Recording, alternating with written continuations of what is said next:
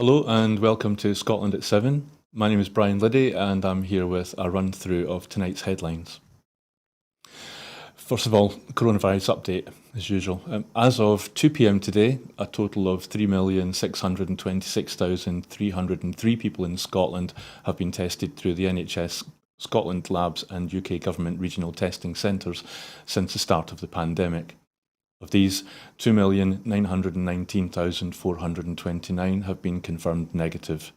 706,874 have tested positive. There are 2,481 new cases of COVID-19 confirmed by a test, although not everyone with the virus will display symptoms and not all those with symptoms will be tested. There have been no new reported deaths of people who have tested positive. The number of patients in Scotland who have died from complications caused by the coronavirus infection now stands at 9,478. This number only includes those who have died having received a positive test for the virus in the previous 28 days. Of the people who have tested positive, 750 were in hospital last night, 59 of whom were in intensive care. As of 8 a.m. this morning, 4,339,277 people had received their first dose of the COVID-19 vaccination, 3,939,128 had received their second dose, and 1,437,823 have received a third dose or booster. The latest UK figures show 143,972 patients who tested positive for COVID-19 have sadly died from their illness, an increase of 45 since yesterday. This number refers to deaths in all settings, not just hospitals. For our first story, a driver ploughed a vehicle into crowds at a Christmas parade in Waukesha, Wisconsin on Sunday evening, killing 5 and injuring more than 40 adults and children, including some from dance troupes and marching bands. In what the Waukesha Police Chief Dan Thompson called a tragic incident, a red sport SUV drove at speed into crowds in the city about 20 miles west of Milwaukee on Sunday afternoon. 11 adults and 12 children were taken to hospital, Thompson said, declining to give more details until families were notified. He did not comment on a possible motive. Some of the individuals were children, and there are some fatalities as a result of this incident, Thompson said. We're working with the families. That is our priority in this tragic incident. The investigation was still very fluid, he said, and he did not know if the incident was terror-related. One person of interest was in custody and the vehicle involved has been recovered. On Monday morning, CNN reported that multiple sources in law enforcement believed the driver was fleeing from another crime scene or incident, and the parade incident was not being investigated as related to any domestic or international terrorism. Additionally, CNN said sources indicated the incident was not related to last Friday's acquittal of Kyle Rittenhouse, who killed 2 men and injured 1 during anti-racism protests in Kenosha, Wisconsin in August 2020. Kenosha is about 50 miles southeast of Waukesha. Michelle Johnson wrote on the City of Waukesha Facebook page, "It was horrifying. The car drove past us and we saw bodies flying. People screaming. It felt like feet from where our family was sitting." Police opened fire on the vehicle to stop it, Thompson said, quashing reports that someone in the vehicle opened fire. A police advisory to shelter in place was issued and Carroll University went into lockdown. The threat was later declared over. Some of the injured were taken by police to hospital and others were taken by family members. The Children's Wisconsin Hospital said on Twitter it had received 15 patients as of 8 p.m. with no reported fatalities at the time. Public schools would be closed on Monday and roads would remain closed for at least another 24 hours, authorities said. The next story. During a visit to a community drugs rehabilitation centre with Scottish Conservative leader Douglas Ross, First Minister Nicola Sturgeon announced that the Blue Vale Community Club in Glasgow has been awarded almost £100,000 to enable them to continue their recovery and well-being services, helping their work in the community and with people in recovery from problematic substance abuse. Bluevale Community Club is a registered charity which supports members of the community to live in a healthy and active lifestyle. They provide fitness classes, nutrition and support classes for mental health and addictions. They also link up with local nurseries and schools, clubs and organisations to ensure an overall support network within the community. The £99,588 funding Bluevale has received from the local support fund is part of the £2.5 million that the Scottish Government has invested since March 2021 in third sector and grassroots organisations which deliver frontline services to support people with problematic drug use. The First Minister said, "The work being done by Bluevale community in their local area, helping people to live healthier lifestyles through their activity classes and recovery drop-ins is fantastic. It is an excellent example of how sustained, meaningful activities and supportive social networks are key to building stronger communities. The funding of almost £100,000 is intended to help Bluevale focus on expanding their services further and give employment to young people who have given their free time until now." Nicola Sturgeon added, "The rights of individuals to access effective treatment and support underpins our national drug strategy, but we know there is more to do to make these rights a reality, which is why we launched a national mission, backed by an additional £250 million over the next 5 years to improve and increase access to services for people affected by drug addiction, including an investment of £100 million on residential rehabilitation." For our next story, radical plans ranging from strict restrictions on second home ownership to setting up a publicly owned energy company and driving forward a free nationwide social care system have been announced in an agreement between the Labour-led Welsh Government and the Nationalist Party Plaid Cymru. Details of the cooperation agreement were unveiled by the Welsh First Minister, Mark Drakeford, and the leader of Plaid, Adam Price, on the steps of the Senedd today. The 3-year agreement covers almost 50 policy areas and also includes the delivery of free school meals to all primary school pupils, a commitment to bolster the Welsh language, better understanding of the country's history, and an increase in the number of Senedd members. Mr Drakeford said, "We do not have a monopoly on good ideas, and we will work with progressive parties where we have shared and common interests to benefit people in Wales. This cooperation agreement brings the Welsh Government and Plaid Cymru together to respond to some of the most pressing issues facing Wales today, such as climate change and the energy and cost of living crisis." Welsh Labour won 30 of the 60 seats at the last election, one short of an absolute majority, and working with Plaid, which has 13 seats, will create what Mark Drakeford called a stable Senedd, capable of delivering radical change and reform. Adam Price said, "The challenges we face require real ambition to deliver radical ideas. The fallout from leaving the European Union and the legacy of the pandemic and the UK government's determination to erode the Senedd's powers all increase the need for transformational change," he said. Both parties emphasised it was not a coalition, but a bespoke agreement. No Plaid members will join the government as ministers or deputies. Plaid will appoint a lead member for the agreement, and committees will be formed of Labour ministers and Plaid members to work through policy areas. Among the plans outlined in a 7-page agreement document are the immediate and radical action to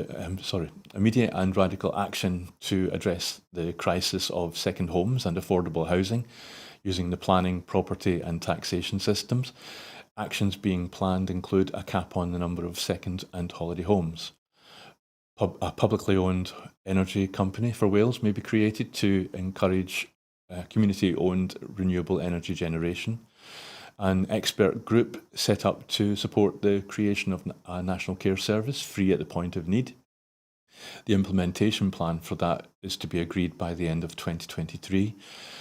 extend free school meals to all primary school pupils over the lifetime of the agreement, to establish a national construction company to support councils and social landlords to improve the supply of social and affordable housing, to support plans to reform the Senate, increasing its membership to between 80 and 100 members and having gender quotas enshrined in law, to improve the teaching of Welsh history and make its delivery mandatory in the new curriculum for Wales, to set new ambitions and incentives to expand the proportion of the education workforce who can teach and work through the Welsh language, all of which is, I think you'll agree, is quite an extensive list. The next story, Boris Johnson criticised the creativity of civil servants for not conceiving of the children's cartoon character Peppa Pig as he gave a rambling speech to business leaders in North East England today. In the same speech, he also compared himself to Moses and imitated the noise of an accelerating car.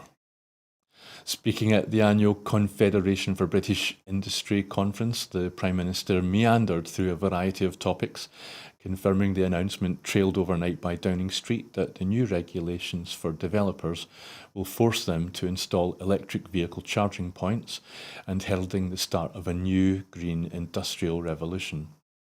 However, he became distracted at points, asking business executives to raise their hand if they had been to Peppa Pig World in Hampshire, which he visited with wife and son Wilf over the weekend. The shambolic speech was criticised by the Shadow Chancellor Rachel Reeves. She said it showed how unseriously he takes British business. On the lack of a government plan for growth, Reeves went on to say, no one was laughing because the joke's not funny anymore. Also speaking to the CBI today, Keir Starmer pitched to win over Britain's business leaders by promising a Labour government will not simply throw cash at the country's problems. Mr. Starmer said he will put fiscal discipline at the heart of his party's appeal to business. For the next story, asylum seekers who have spent 10 hours crossing the English Channel in flimsy dinghies, terrified of drowning, are being transferred 500 miles by bus immediately on arrival for processing at the Dungavel Detention Centre in Straven. The asylum seekers typically arrive on the beaches of England's south coast, soaked, shivering and traumatised. Until recently, they have been processed in Home Office short-term holding facilities in immigration detention centres an hour or two away from where they entered the UK. But in the last few weeks, dozens have been bundled onto buses and driven the 10-hour journey to Dungavel. Kate Alexander, Director of Scottish Detainee Visitors, said that when she visited Dungavel on 14th of October, she discovered that around 50 people who had crossed the channel in small boats or had been brought there for processing. Staff said this was the second time it had happened in a month, but not before then. Ms. Alexander said, I was profoundly shocked that the Home Office is putting people traumatised from a dangerous channel crossing onto a bus journey of over 500 miles immediately on arrival. The Home Office is known to be under pressure from small boat arrivals. A recent internal memo referred to A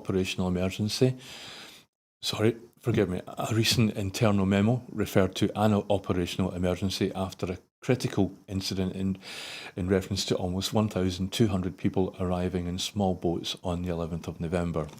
Excuse me.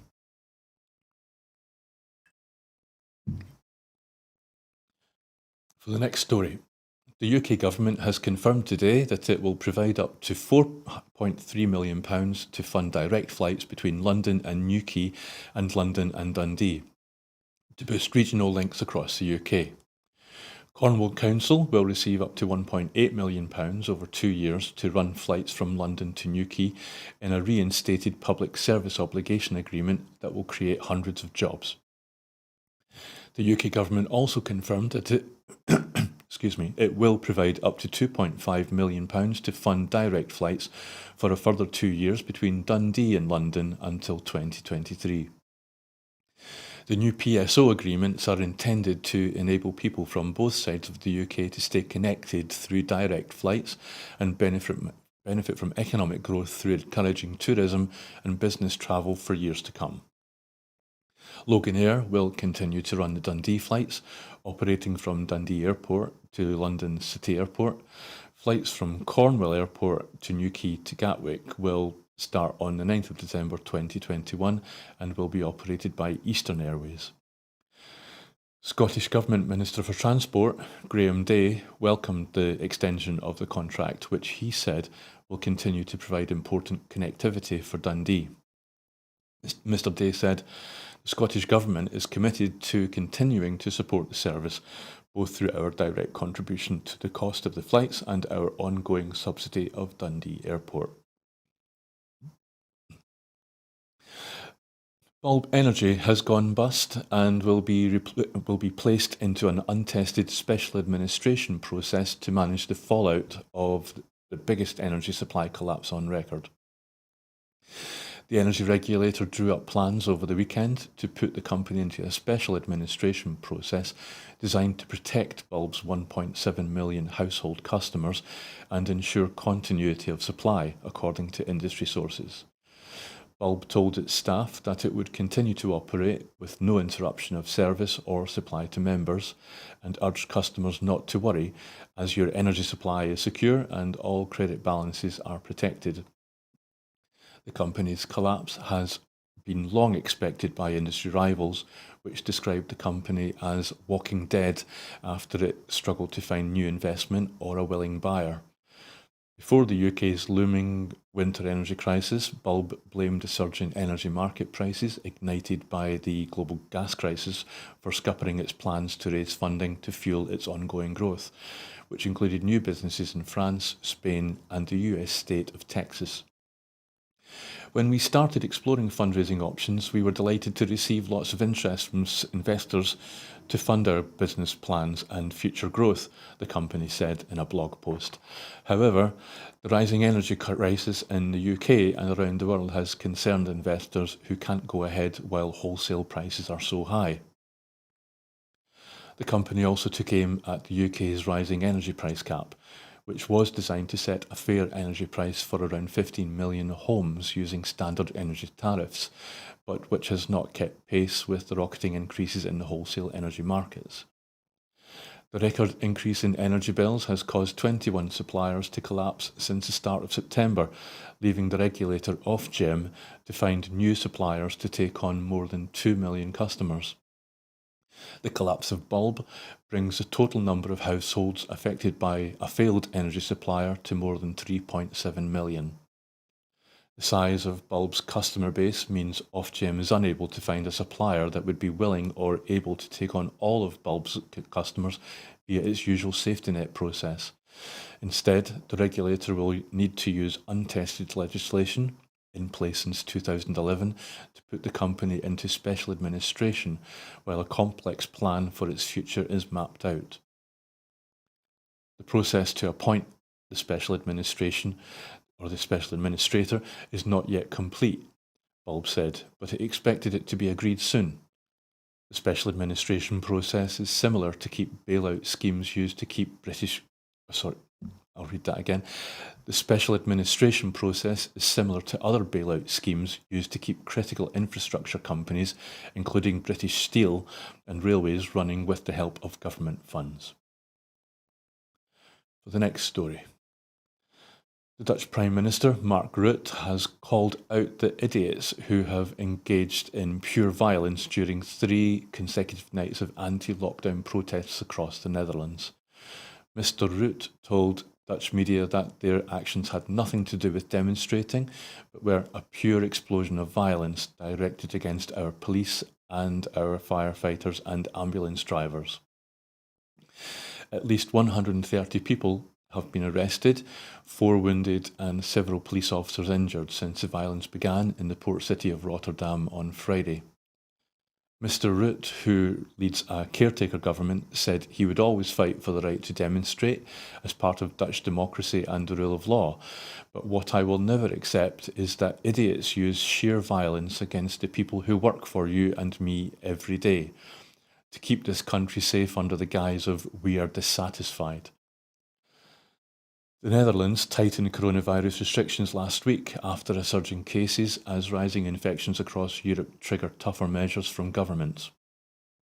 Mr Rutte's government is facing calls from opposition politicians to go further, either by banning non-vaccinated people from bars and restaurants or closing all non-essential shops and other venues.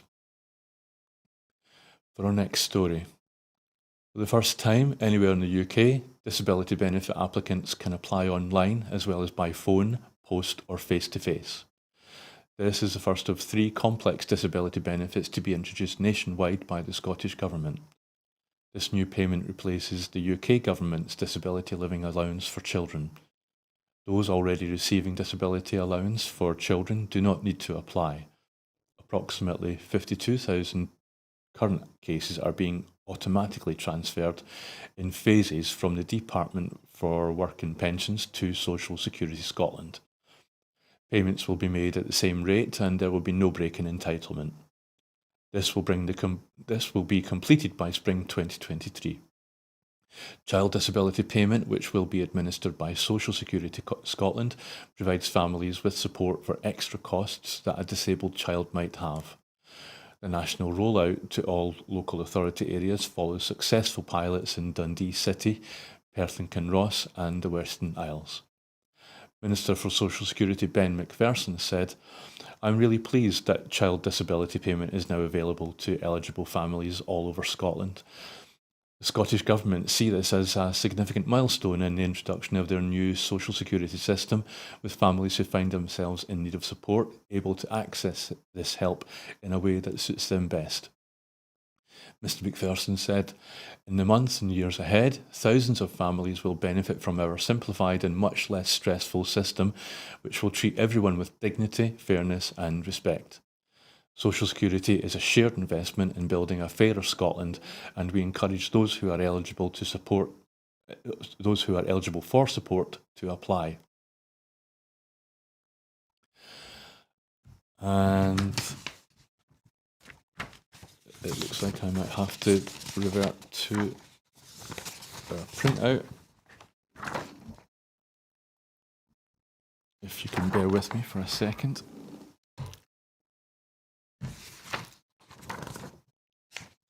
I feel like I'm echoing Boris Johnson, but this is not a joke.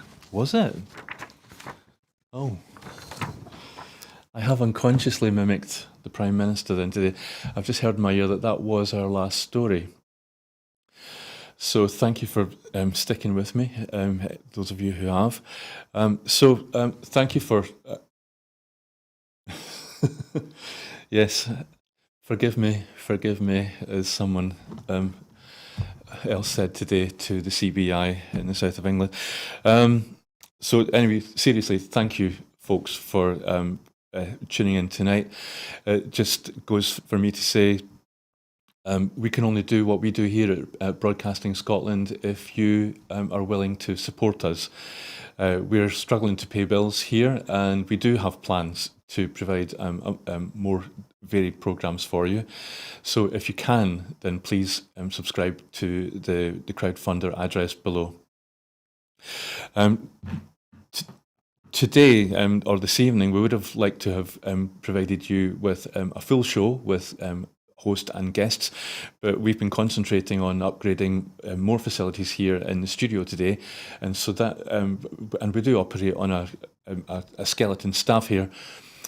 So and we will be carrying on with that work later tonight and all through the week. But if there were more of us here, if we had more resources, then such upgrades wouldn't impact on our television output. So please support us, and yes, and if you look at our Twitter feed, then you'll see lots of people asking why can't Scotland have its own national television network or its own CNN. I said, well, we are that CNN in waiting if we have your support. So anyway, I'll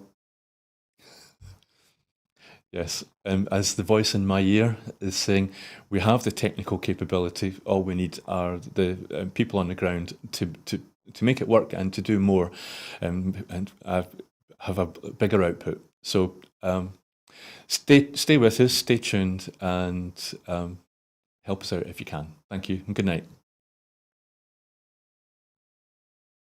What distinguishes Broadcasting Scotland from a website or blog, apart from our brilliant programmes, Hi there, I'm Gordon Ross. are the costs we face to enable us to produce those programmes. These costs are significant and ongoing. However, our facilities are able to do so much more if only we had the staff. In the last year, some of our supporters have cancelled their subscriptions. In one way, we would prefer it if it was because they didn't like us, rather than it being because of the financial pressures which we are all under because of COVID. The really positive outcome of our fundraiser is that at a time of economic challenge in Scotland, we will use your donations to create jobs and in a small way contribute to improving the Scottish economy. If you want us to be Scotland's independent broadcaster, able to provide an alternative mainstream television platform, then please support us. Scotland is going to be an independent country. Just imagine what we could do if we had even 1% of the BBC Scotland channel's budget. Imagine. And then please consider turning your imagination into reality. Please support us if you can afford it.